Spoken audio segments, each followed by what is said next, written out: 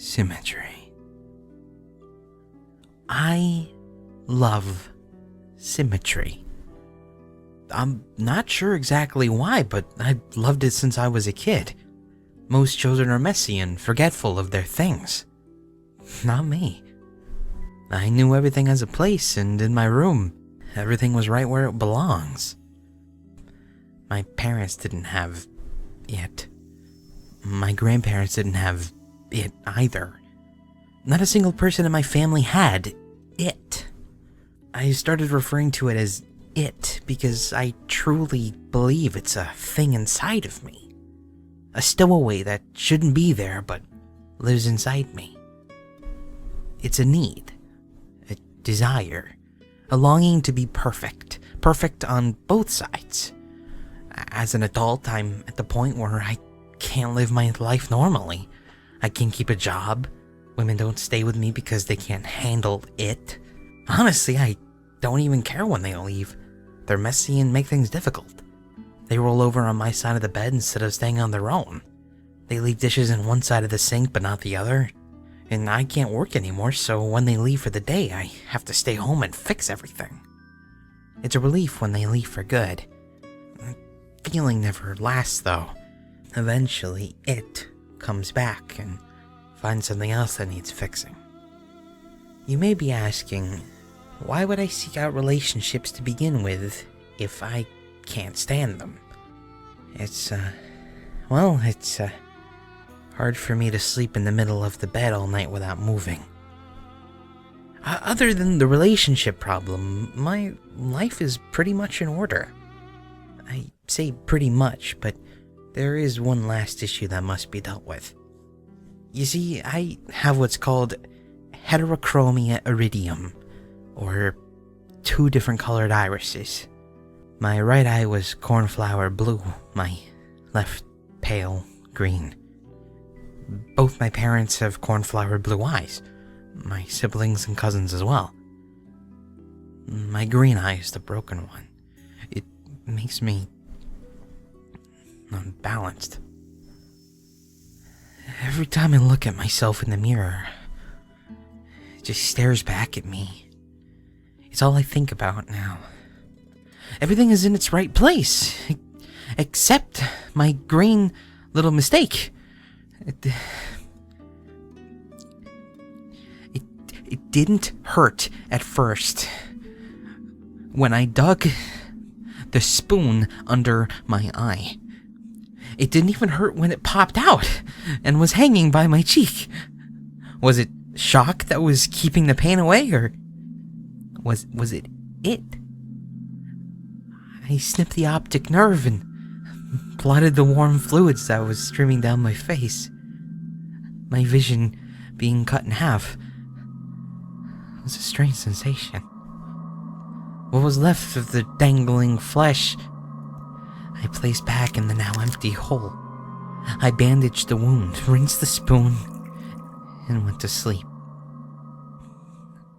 I woke up happy. I slept better than I had in years. It was finally done. I was fixed. I got out of bed and I stumbled to the bathroom. My body ached and my head was on fire. I flicked the switch in the bathroom and the light was blinding. I slowly removed the bandage that was soaked with blood and was sticking to my face like tape. When I looked up at the mirror,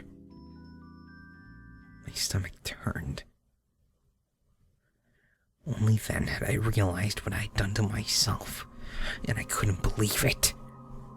There was a hole in the left side of my face, but not the right.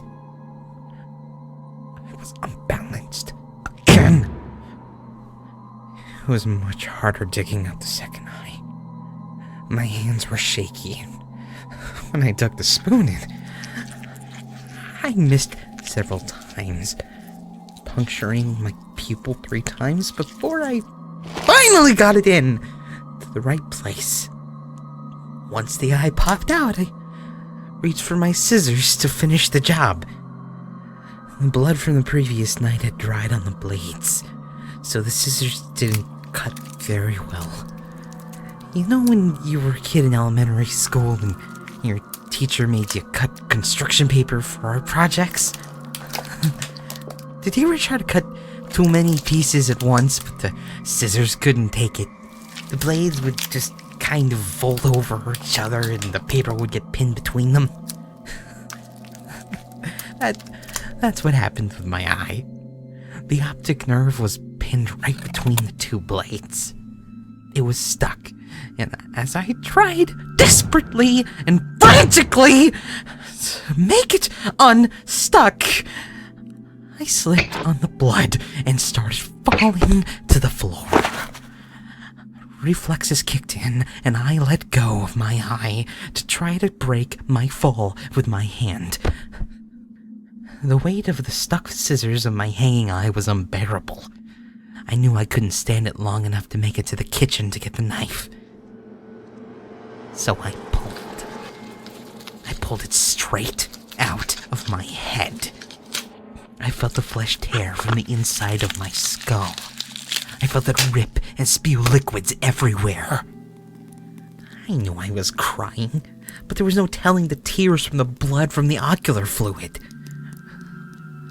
When I heard the wet slap of flesh against the tile floor, I knew I was done. I knew it was done. I could live my life without having to see people's awful, messy, uneven lives. The relief washed over me, and I knew it would last this time. I had never felt this way before. Never had this much hope. As I laid in my bathroom, on that cold, wet, sticky tile, I smiled for the first time in years. Dictated, but not read.